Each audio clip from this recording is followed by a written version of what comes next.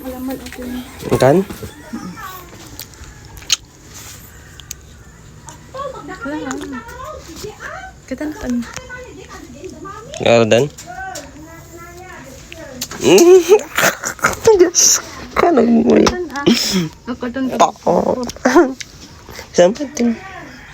Hindi lang. Garampang. Ang garden? So yun guys, masaya na malungkot yung araw natin ngayon. Kasi aalis na yung bebekas natin. Magtatrabaho na siya guys. May trabaho na siya. So yun guys, masaya kasi may trabaho na siya. Malungkot kasi uuwi na siya. Hindi na natin siya makikita. Pero okay lang yun guys. At least para sa kanya naman yun. So yun guys, hatid ko na sila sa may sakayan, sa may labasan. Yun nga guys, medyo naiiyak ako dyan pero okay lang yan.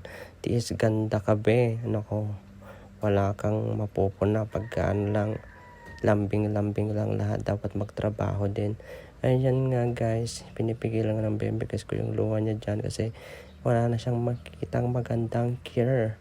Diyos ko, ano ka ba? Babalik ka naman pa. Yun nga, maliit lang yung video natin ngayon kasi nga hanggang hatiran lang naman tayo. Hay, parang wala akong gana mag-vlog ngayon kasi malungkot ako ngayon. Wala yung beauty natin ngayon guys. Nagpe-paid pa. Dito nga sila nag-aantay ng jeep papuntang Lawag guys. Kasi ito yung daanan ng mga jeep papuntang Lawag guys. So yun nga guys, hindi ko na sila inantay dito na makasakay kasi hatid ko pa yung mga pamangkin ko papuntang school. Diyan nga guys, kung mamaya nagpaalam na rin ako.